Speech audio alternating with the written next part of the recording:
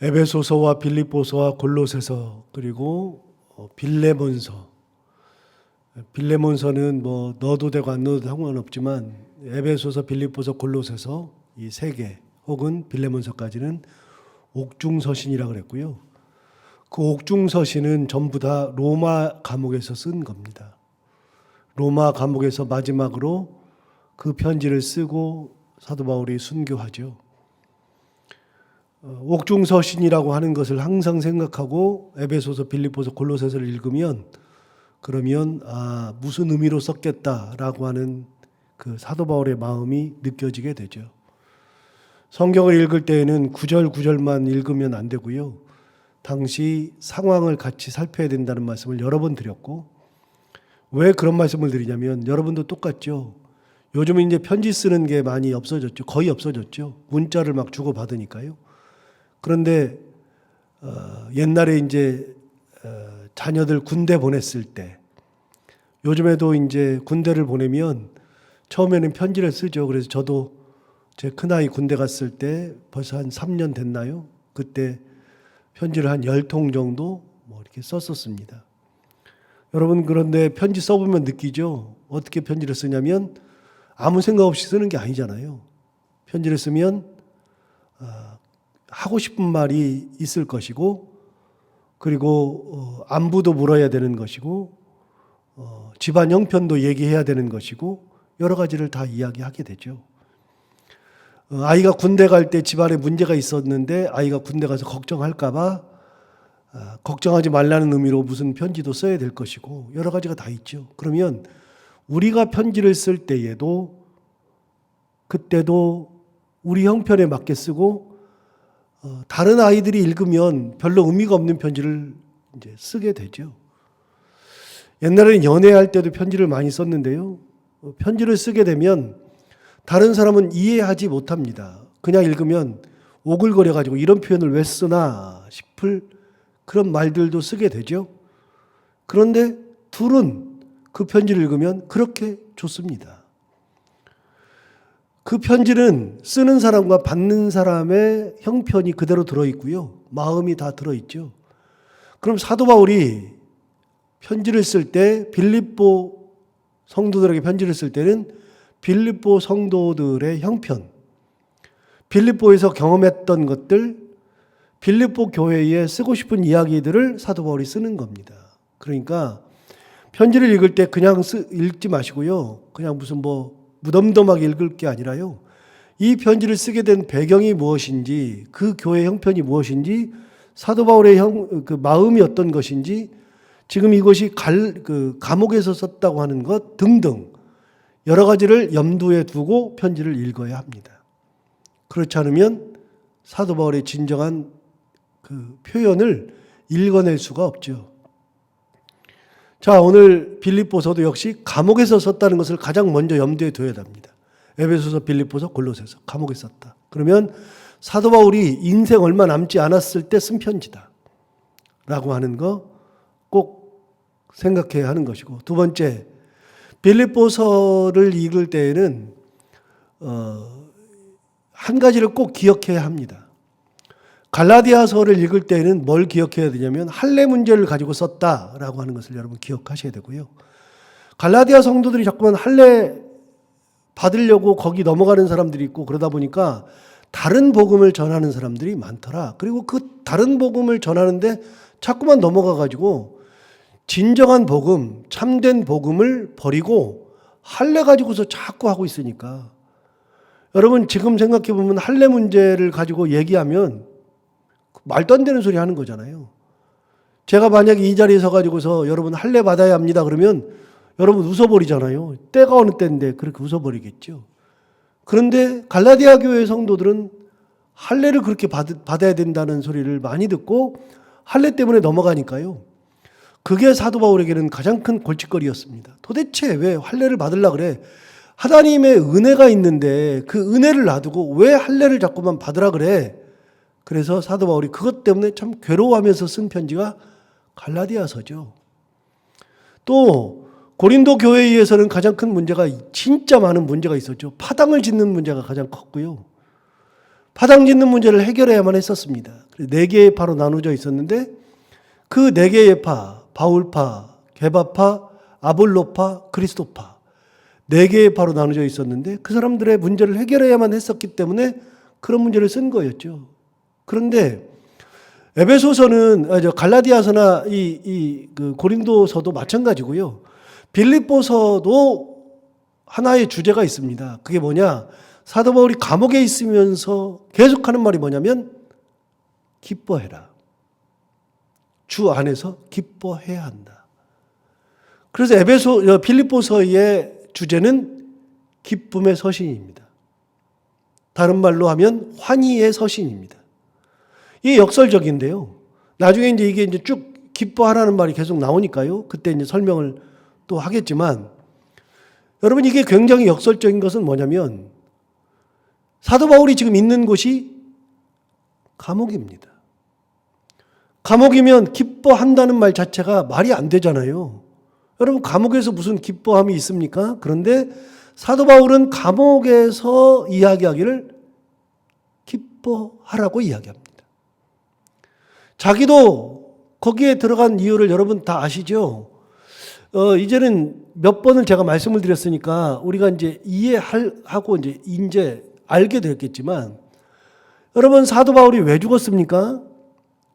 우리가 지금까지 생각할 때는 사도 바울이 복음 전하다가 순교했다고 그렇게 말씀을 듣고 그렇게 알고 있습니다. 그런데 놀랍게도 사도 바울이 죽은 거는 복음 전하다 죽은 것이 아니고요.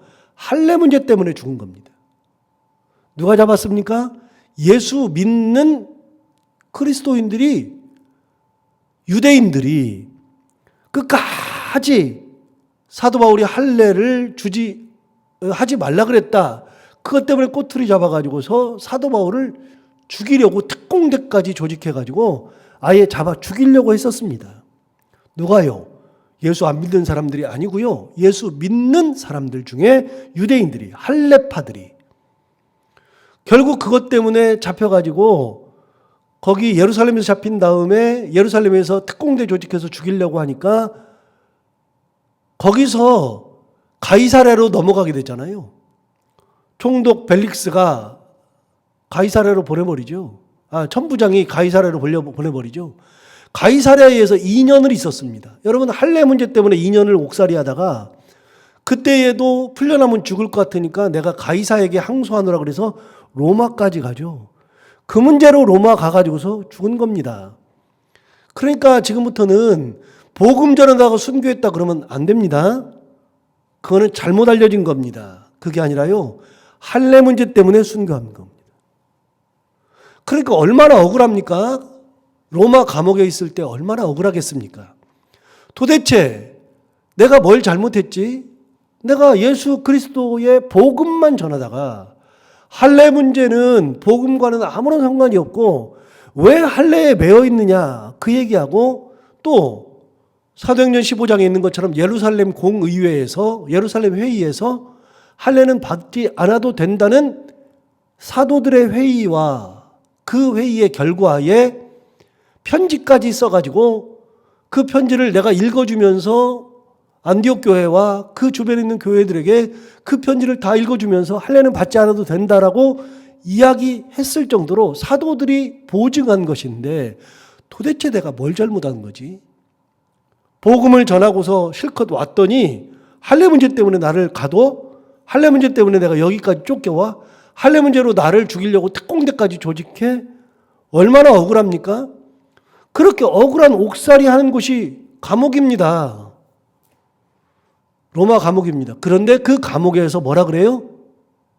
기뻐하라 그랬습니다. 굉장히 역설적이죠. 그래서 빌립보서는요. 기쁨의 서신이요 환희의 서신이죠. 굉장히 역설적인 거죠. 빌립보서에서 가장 유명한 말씀 중에 하나가 빌립보서 4장 13절. 누구나 다 아는 말씀. 빌립보서 4장 13절의 말씀을 통해서 내가 그리스도 안에서 내게 능력 주시는 자 안에서 내가 모든 것을 할 수 있느니라. 감옥에서 그렇게 얘기했어요. 내게 능력 주시는 자 안에서 내가 모든 것을 할 수 있느니라. 그 말씀은 이제 나중에 가면은 4장 가면은 말씀을 드리고 같이 은혜를 나누겠지만 그 말씀을 나누는 것도 대단한 겁니다. 그 앞에 자족의 은혜를 이야기합니다. 내가 어떤 형편에서든지 자족하는 비결을 배웠다. 여러분, 행복할 수 있는 비결, 감사할 수 있는 비결, 기뻐할 수 있는 비결은 뭐냐? 모든 것을 할 수 있는 비결은 뭐냐? 자족이 있을 때입니다. 그곳에서도 하나님의 은혜로 만족할 때. 부족하다고 생각하면 항상 괴롭습니다. 나는 왜 이렇게 부족할까? 나는 왜 이렇게 안 될까? 그런 생각하기 시작하면 아무것도 안 됩니다. 그런데 자족의 은혜 있을 때 그때에 기뻐할 수 있습니다. 그거는 4장 가면은 더 나누겠습니다. 그러나 기억 하나 하시면 좋습니다. 언제 행복할까요? 행복이라는 말을 진짜 많이 하는데요. 언제 행복할까요? 그런데 제가 빌립보서 설교하는지 어떻게 알고 제 아내가 엊그저께 얘기하더라고요. 행복은요, 제 아내가 그래요. 행복은 만족하면 온다는 겁니다. 안 가르쳐 줬는데 어떻게 그렇게 잘하는지. 그래서 제가 웃었습니다.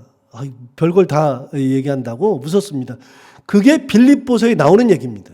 만족할 때 기쁨이 있고 만족할 때 행복이 있고. 누가 가르쳐 주는 거냐면 사도 바울이 가르쳐 주는 겁니다. 감옥에서도 만족하고 감옥에서도 기뻐하죠. 이게 빌립보서라는 거.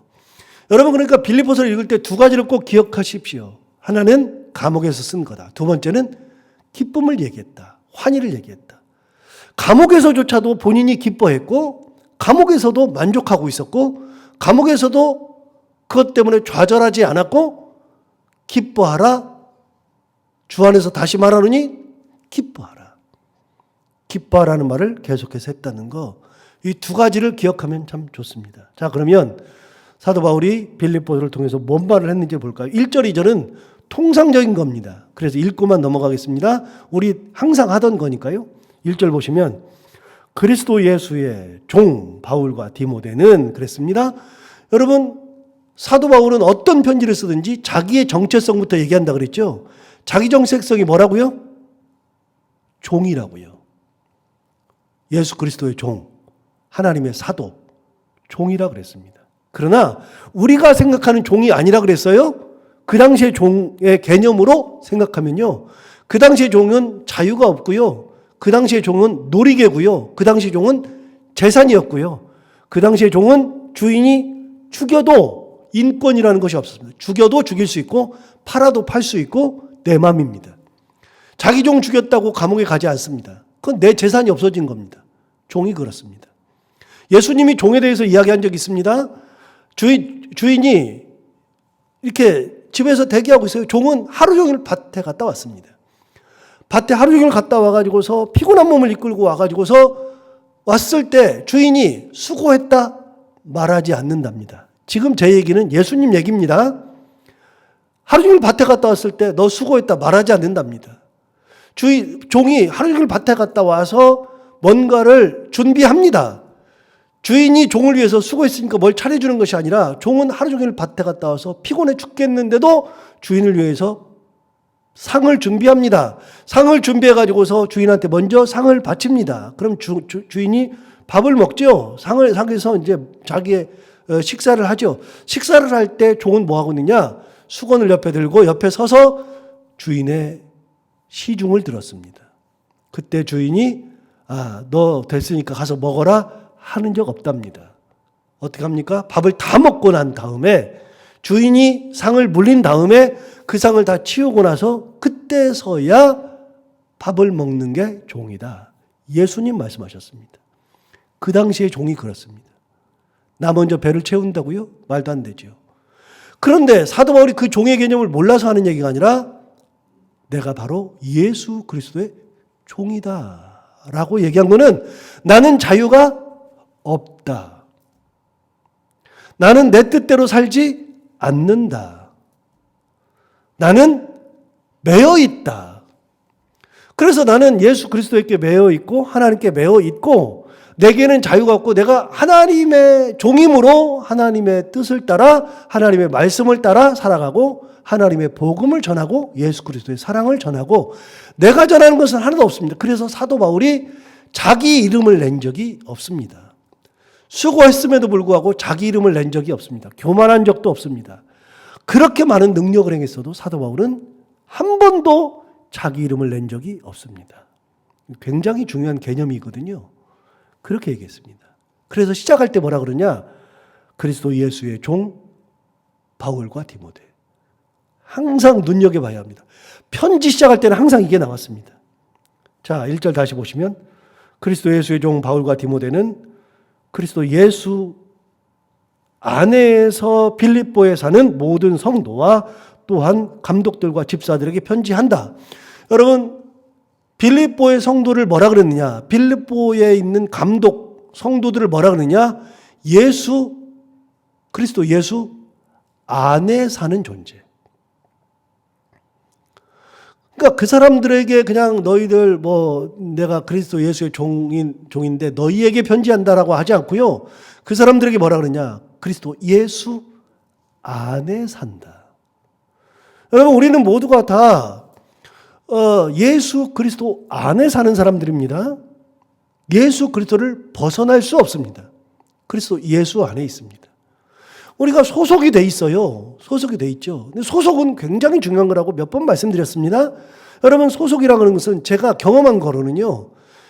영국에서 7년 6개월을 살아보니까 소속이 뭔지를 알겠어요. 영국에서는요, 아무리 오래 살아도 영국 사람이 안 됩니다. 영국에서 많은 한국 사람들이 영주권을 얻으려고 그래요. 왜? 비자 갱신을 할 필요가 없으니까요. 영주권을 받으면 비자 갱신을 안 해도 되거든요. 그런데 궁극적인 목표는 시민권을 받는 겁니다. 시민권을 받으면 영국 사람 취급을 받거든요. 그럼 영국의 법에 다 보호를 받습니다. 우리는 아무리 오래 있어도 영국 사람이 되지 않습니다. 그래서 영국의 법에 의해서 보호받지 못합니다. 우리는 한국 사람이죠. 그래서 끊임없이 우리는 코리안입니다. 그래서 차별이 있습니다. 없는 것 같죠? 은근한 차별. 그게 더 기분 나쁜 차별. 그게 있습니다. 그거는 벗어날 수가 없습니다. 여러분, 한국 사람은 한국 사람의 법에 저촉을 받죠. 그래서 우리가 그 소속된 곳에서 법에 저촉도 되지만 법에 보호를 받는 거죠. 여러분, 교회도 우리가 소속을 다 하잖아요. 어느 교회든지 소속을 다 하잖아요.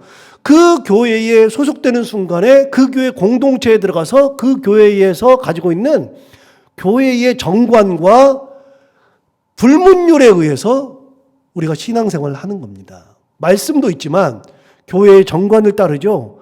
교회의 불문율을 따르죠. 그 교회 목사님의 목회 철학에 따르게 되죠. 그게 소속입니다. 그런데 우리는 누구에게 소속되어 있느냐? 예수 그리스도에게 소속되어 있는 겁니다. 똑같습니다. 그래서 여러분, 항상 말씀드리지만 여러분이 새벽기도에 왔는데 여기는 신창교회 성도들만 있는 게 아니라 다른 교회 성도들도 있습니다. 소속이 다른 교회인 분들도 있습니다. 그러나 여러분, 사실은 우리끼리 신창교회니 무슨 교회니 나누었을 뿐이지, 여러분, 예수 그리스도 안에서 교회가 어디 있습니까? 소속이 어디 있습니까? 목사가 다 똑같은 목사지 어느 교회 목사가 어디 있습니까? 그래서 여러분, 새벽기도 올 때 당당하게 오셔서 당당하게 기도하고 당당하게 찬양하고 당당하게 말씀 듣고 가시면 되는 겁니다. 기도하고 눈치 볼 이유가 하나도 없습니다. 여기는 다 그리스도 예수의 교회니까요. 예수 그리스도의 은혜의 교회니까요. 우리는 기억해야 되는 게 있습니다. 우리는 다 그리스도 예수 안에 사는 존재들. 그래서 그리스도 안에서 한 형제요, 한 자매죠. 그래서 계속 말씀드리는 게 뭐냐면 차별이 없습니다. 사도 바울이 얘기했습니다. 헬라인이나 유대인이나 종이나 자유자나 남자나 여자나 그리스도 예수 안에서는 차별이 없느니라. 어디 차별이 있습니까? 근데 차별은 사람들끼리는 차별할 수 있어요. 사람들은. 왜요? 사람들 사회가 차별의 사회니까요. 우리가 육신을 입고 있으니까 사람 사회에 사니까 사람들의 사회의 룰에 맞게끔 우리가 살아갑니다. 그거는 뭐 부인할 수가 없죠. 그러니까 우리끼리도 차별하고요. 사람 사회니까요. 이 육신을 입고 살다 보니까 돈이 중요합니다. 여러분 돈 중요하지 않다고 얘기한 적이 한 번도 없습니다. 돈 많이 벌면 좋습니다. 많이 가지면 좋습니다. 여러분 가지지 말라는 소리 제가 해본 적이 한 번도 없습니다. 돈이 안 좋다는 소리 해본 적이 없습니다. 저도 돈이 진짜 많았으면 좋겠습니다. 매달 돈 걱정 안 하고 살았으면 좋겠습니다. 이번 달은 왜 이렇게 마이너스가 나지? 이번 달에 왜 이렇게 돈을 많이 쓰지? 그런 걱정 좀 안 하고 살면 좋겠습니다. 왜요? 육신을 입고 있기 때문에 그렇습니다. 아이들 결혼은 어떻게 시키지? 공부는 어떻게 시키지? 그런 고민합니다. 왜요? 육신을 입고 있으니까요. 여러분 사람이 사람의 탈을 쓰고 있는 한도 내에서는 사람의 사회를 살아가는 겁니다. 그러니까 교회도요. 사람이 있으니까 차별도 합니다. 그러나 우리가 예수 그리스도 안에 산다 그러면 차별하면 안 되죠. 차별이 있을 수 없죠. 어떻게 차별합니까? 말이 됩니까? 부자나 가난한 자나 씻고 왔으나 씻지 않고 왔으나 뭘 입고 왔으나 그게 무슨 옷이든지 신발을 무엇을 신었든지 누가 왔든지 교회는 차별하는 곳이 아닙니다. 왜냐하면 그리스도 안에 사는 사람들. 하나님이 차별하지 않는데 주께서 차별하지 않으시는데 우리가 차별할 수는 없잖아요. 말이 되지 않잖아요. 목사도 똑같습니다. 목사가 누구만 예뻐한다? 말도 안 되는 얘기죠. 제 철칙은요, 성도들을 공평하게 대하는 겁니다. 똑같이 대하는 겁니다. 능력으로 사람을 대한 적이 없고요. 경제력으로 사람을 대한 적도 없고요. 외모로 사람을 대한 적도 없어요. 말도 안 되는 얘기죠. 빌립보에 있는 사람들 중에서 사도 바울이 얘기할 때 너는 뭐 대단하고 너는 그렇지 않고 누구한테 얘기했습니까? 빌립보 사는 성도들을 뭐라고 얘기했습니까? 다시 1절 한번 볼까요? 그리스도 예수의 종 바울과 디모데는 그리스도 예수 안에서 빌립보에 사는 모든 성도와 또한 감독들과 집사들에게 편지한다. 예. 누구에 특별하게 얘기한 적이 없습니다. 그런데 여러분 하나 더 봐야 됩니다. 뭘 보느냐? 자, 1절 다시 볼까요? 그리스도 예수의 종 바울과 디모데는 그리스도 예수 안에서 빌립보에 사는 그다음요 모든 성도와 두 번째 감독들과 집사들. 가장 먼저 성도들이 등장하죠. 사람은 서열을 나누죠.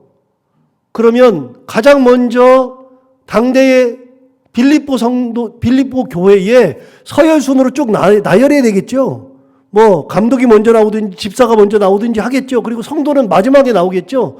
우리가요 가끔 교회 생사를 보면 외부에서 어느 분들이 오셔가지고 교회를 빌려줬다고 광고합니다. 그러면 꼭 뭐라고 얘기하냐면 이 교회를 빌려주신 담임 목사님과부터 시작합니다. 잘못된 겁니다. 성경적으로는 그게 맞지 않습니다. 이 교회를 우리에게 이렇게 빌려주신 하나님이 이 교회를 우리에게 빌려주신 그 하나님께 감사하고 신창교회 성도들에게 감사하고 신창교회 이걸 결정한 당회에 감사하고 담임 목사님께 감사하는 거죠. 거꾸로죠. 다시요. 교회는 서열이 존재하지 않고 뭐가 존재한다고요? 질서가 존재한다고요. 질서에 의해서 담임 목사가 성도들을 이끌어 갈 뿐이지 하나님께서 질서를 세우셨으니까 이곳에서 말씀을 전하게 하셨고 질서에 의해서 순종을 해야 되는 것이지 서열로 순종하는 게 아니라고요. 담임 목사한테 순종하지 말라는 얘기가 아니에요. 말씀대로 살 때는 담임 목사에게 순종하지 말라는 얘기가 아니라 순종을 해야 됩니다. 그러나 서열에 의한 순종이 아니라 질서에 의한 순종입니다. 사도 바울이 누구부터 얘기합니까? 모든 성도들부터 얘기하죠. 그래서요, 교회는 성도들이 가장 먼저 앞에 서야 되는 겁니다. 가장 먼저 이렇게. 성도들이 가장 먼저고, 그래서 맨 뒤에 담임 목사가 서서 성도들부터 하나님의 은혜 가운데 성도들부터 이렇게 돼야 되는 거죠. 자, 2절 볼까요? 하나님 우리 아버지와 주 예수 그리스도로부터 뭐와 뭐요? 은혜와 평강이 너희에게 있을지어다. 사도 바울의 편지마다 항상 등장하는 두 가지, 은혜와 평강. 이게 사도 바울이 생각하는 이 땅에 살아갈 때, 우리도 똑같아요. 이 땅 살아갈 때 가장 필요한 두 가지가 뭐냐? 은혜와 평강입니다. 은혜와 평강. 왜요? 은혜와 평강보다 귀한 게 없어요. 여러분, 평강보다 귀한 게 어디 있어요? 어떤 세상에 무슨 일이 있어도 평강보다 귀한 것은 아무것도 없습니다. 여러분, 어제 이렇게 텔레비를 보니까 그 안성에 무슨 조그만 이렇게 호수인가 댐인가 이렇게 저수지인가 있나 봐요. 바람이 엄청 부니까요. 그 저수지가 이 물이 굉장히 이렇게 막 파도 치듯이 막 되는 거예요. 제 아내가 그걸 보더니 저런 일도 있냐고. 있어요. 바람 불면 저수지 물이 문제가 아닙니다. 여러분, 갈릴리에서 제자들과 함께 예수님께서 배를 타고 가실 때 바람이 불어가지고 배가 뒤집히려고 그랬을 때 예수님은 배 위에 고물에서 주무셨죠. 다시요. 여기 성경 공부 조금 할까요? 성경에 배 위에 고물과 이물이 나옵니다. 배를 이야기할 때 성경에 고물과 이물이 나옵니다. 고물은 뭐냐? 배의 앞머리고요. 이물은 배 뒷머리입니다. 뒤쪽입니다. 성경에 그냥 배의 앞머리, 뒷머리 그러면 좋았을 텐데 성경에다가 배 고물, 배 이물 그랬으니까요. 근데 예수님께서 고물 앞쪽에서 주무셨어요. 주무시니까 그때 배가 뒤집히려고 그러죠. 바람이 풍랑이 불어가지고 그때 제자들이 뭐라 그럽니까? 예수를 막 깨우면서 예수님 우리가 다 죽게 된 것을 왜 안 돌아봅니까? 그러면서 예수님을 깨웠죠. 예수께서 뭐라 그래요? 이게 믿음이 없는 것들이라고 그랬죠. 바람아 잠잠하라 그러니까 잠잠하게 됐죠. 여러분, 그 갈릴리에서도 뒤집혀 죽을 것 같은 그런 마음이 들면요, 함께 예수님이 있어도 예수님 깨우는 겁니다. 감옥에서도 평강을 누릴 때 그때는 아무런 문제가 없습니다. 다니엘이 사자굴에 들어가도 그래도 하나님 주시는 평강 가운데 들어가면 아무런 문제가 안 됩니다.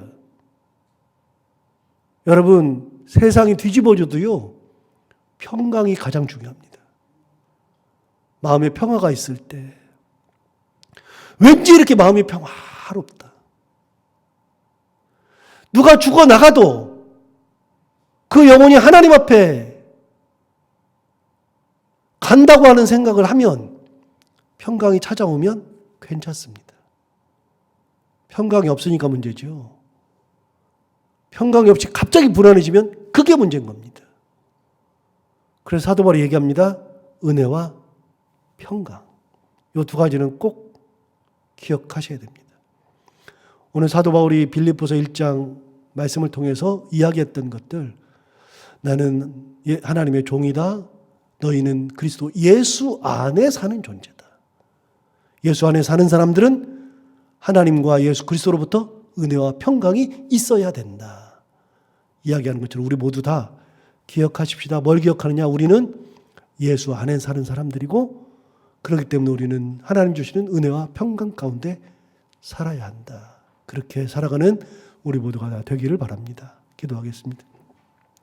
하나님 아버지 감사합니다. 오늘도 귀한 말씀으로 우리를 깨우쳐주셔서 감사합니다. 이 말씀을 주신 것처럼 우리가 예수 그리스도의 종임을 잊지 않게 하시고 우리 모두 다 예수 안에 산다는 것을 잊지 않게 하여 주옵시고 예수 안에 살기 때문에 하나님과 예수 그리스도로부터 오는 은혜와 평강 누리며 살아가는 저희들 되게 하여 주옵소서. 사도 바울이 빌립보서를 쓸 때 감옥에 있으면서 환희, 기쁨을 이야기했던 것 다시 한번 기억하고 하나님 아버지 우리가 어느 곳에 있든지 주님 주시는 기쁨과 주님 주시는 은혜와 주님께서 허락하시는 평강 가운데 살아가는 저희 모두가 다 되게 하여 주옵소서. 오늘도 하루를 살아갈 때 이 말씀을 기억하며 살게 하여 주옵시고 해야 되는 것들을 기쁨으로 잘 감당하고 만나는 분들과 함께 웃고 행복한 하루가 되게 하여 주옵소서. 예수님 이름으로 기도하옵나이다. 아멘.